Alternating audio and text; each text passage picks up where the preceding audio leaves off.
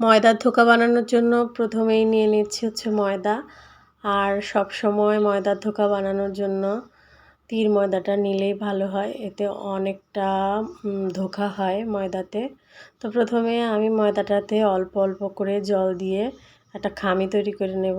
অন্য কিছুই দেওয়া লাগবে না, শুধু জল দিয়ে অল্প অল্প করে জল দিয়ে খামি তৈরি করে নেব, যেন খামিটা খুব নরম না হয়ে যায়।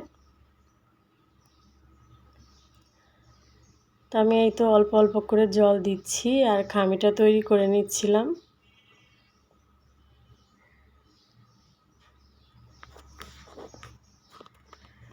এই যে আমার খামিটা তৈরি করা হয়ে গেছে। এখন এটাকে আমি 2 ঘন্টা রেস্টে রেখে দেব। যত সময় রেস্টে রাখা যায় ততই ভালো। আমি 2 ঘন্টা রেস্টে রেখেছিলাম।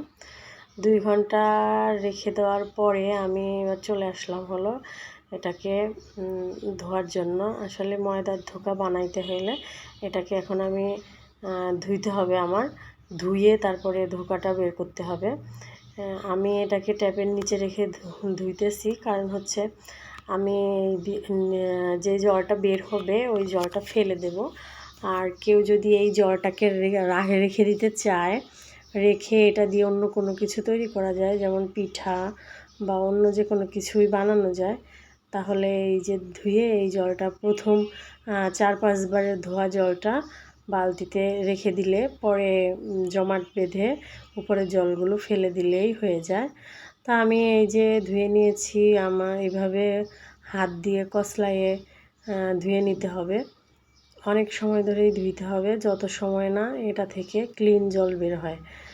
ময়দাগুলো জলের মতো না, একদম পরিষ্কার জল বের হয়। তো আমি ওটাকে ভালো করে কসলায় ধুয়ে নিয়েছি। এই যে দেখুন কতটা ক্লিন, আর কোনো বাড়তি ময়দা এর মধ্যে নেই, একদম পরিষ্কার হয়ে গেছে। তো এবার আমি চলে আসলাম রান্না করতে। রান্না করতে এসে আমি এই যে প্রথমে তেল দিয়ে দিয়েছি। আসলে এই রান্নাটা অনেকভাবে করা যায়, তো আমি আজকে এইভাবে রান্না করছি। তা আমি বড় বড় করে ভেজে নিচ্ছি। যেই ধোকাটা বের হয়েছে ময়দা ধুয়ে, সেই ধোকাটাকে বড় বড় করে এভাবে তেলের মধ্যে দিয়ে ভেজে নেব। খুব একটা বেশি তেল লাগে না। আর এটাকে আমি উল্টে পাল্টে লাল লাল করে ভেজে নেব। আর ভাজার সময় এটা অনেকটা বড় হয়ে যাবে ফুলে। এই যে দেখুন কতটা বড় হয়ে গেছে ফুলে। তা আমি এটাকে লাল লাল করে ভেজে তারপর নামিয়ে রাখবো।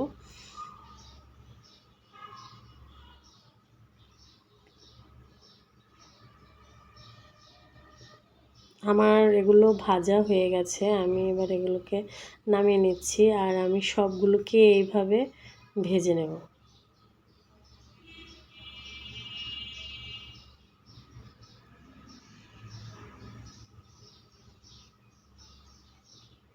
তো আমি পরেরগুলো ঠিক এইভাবে লাল লাল করে ভেজে নিয়েছিলাম। এবার আমি আলু দিয়ে রান্না করব, তাই আলুগুলোকে ভেজে নিচ্ছি। আলুগুলোকেও আমি একদম লাল লাল করে সুন্দর করে ভেজে নেব। তো আমার আলুগুলো ভাজা হয়ে গেছে, এবার আমি আলুগুলোকে তুলে নিচ্ছি।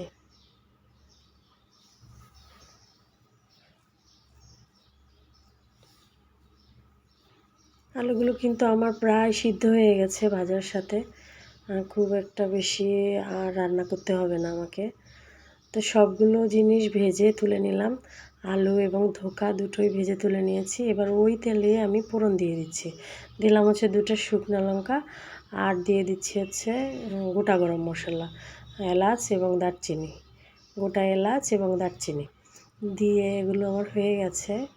বেশি পুড়ে ফেলা যাবে না। হয়ে যাওয়ার পরে এখন আমি আগে থেকে ব্লেন্ডার করে রেখেছিলাম। এখানে ছিল হলো টমেটো আর হচ্ছে আদা। আদা আর টমেটো একসঙ্গে ব্লেন্ড করে নিয়েছিলাম। এখন এটাকে আমি ভালো করে কষাই নেব। আর এর সঙ্গে আমি একসঙ্গে দিয়ে দেব হলো হলুদের গুঁড়া, আর দিয়ে দেব হচ্ছে মরিচের গুঁড়া। আর এই রান্নাটাতে ঝালটা মাস্ট বি, মানে ঝালটা হলে খুবই ভালো লাগে খেতে।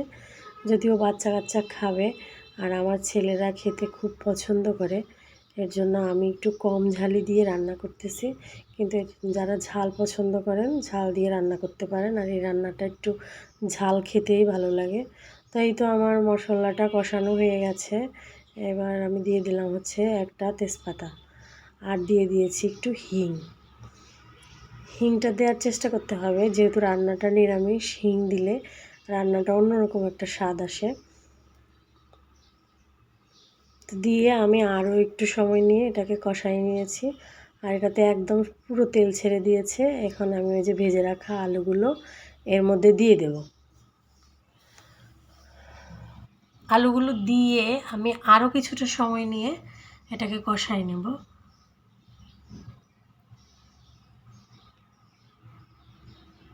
তো যে দেখুন আমার অনেকটা সময় নিয়ে কষাইছি, কষানোর পরে এবার আমি এতে ঝোলের পরিমাণে জল দিয়ে দিচ্ছি। আমি যতটা ঝোল রাখবো, রান্নাটা খুব ঝোল রান্না করব না, একটু ভুনা ভুনা টাইপের হবে। তো আমি ঝোল দিয়ে দিয়েছি, ঝোলটা হতে থাকুক। এইদিকে ওই যে বড় বড় করে ভেজে রেখেছিলাম ধোকাগুলো, ওইগুলোকে একটা সাইজ করে কেটে নিচ্ছি। একটা সাইজ করে সবগুলো ধোকা আমি কেচি দিয়ে এভাবে কেটে নেব।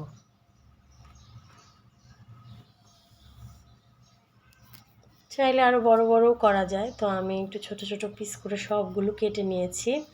আমার এগুলো কাটা হয়ে গেছে। আর ওইদিকে ঝোলটাও আমার একদম ফুটে উঠেছে। ফুটন্ত ঝোলের মধ্যে আমি এই কেটে রাখা এই ধোকাগুলো দিয়ে দেবো।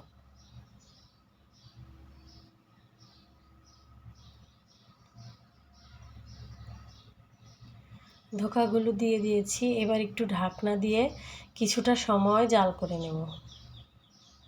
ও আমি কিন্তু বলতে ভুলে গেছি, আমি কিন্তু পরিমাণ মতো লবণও দিয়ে দিয়েছিলাম। এই তো লবণও দিয়ে দিয়েছি। দিয়ে এবার কিছুটা সময় ঢেকে তারপরে কাঁচামরিচ দিয়ে দিয়েছি। ঢাকনা তুলে আমি কাঁচামরিচ দিয়ে দিয়েছি। কাঁচামরিচ দিলে প্রত্যেকটা রান্নাতে আলাদা একটা টেস্ট যোগ হয়। তার একটু ঢাকনা দিয়ে রান্না করে নেব।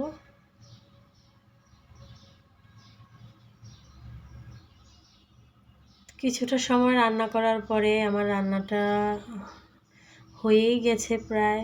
এখন এটাকে একটু উল্টে পাল্টে দেবো, আর দিয়ে দেবো হচ্ছে এর মধ্যে গুঁড়া জিরার গুঁড়া। এটাতে দেবো হলো জিরার গুঁড়া,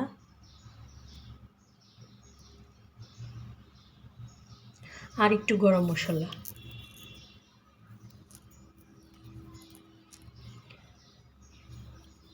জিরার গুঁড়া আর গরম মশলা দিয়ে একটু নাড়িয়ে নিলে আমার রান্নাটা রেডি। তো নিরামিষের দিনে এই রান্নাটা অনেক ভালো লাগে খেতে। আমার ছেলেরা তো খুবই পছন্দ করে খেতে। আর যেহেতু এই মাসটা নিরামিষ খাচ্ছি, তাই এই রান্নাটা আমাকে প্রায় করতে হয়, কিন্তু বিভিন্ন রকমভাবে করি। এই রান্নাটা অনেকভাবে করা যায়, তা আজকে একটা আপনাদের সবার সঙ্গে শেয়ার করলাম। তা আমার রান্নাটা যদি ভালো লাগে তাহলে লাইক কমেন্ট করে দেবেন। আজকে এই পর্যন্তই, টাটা।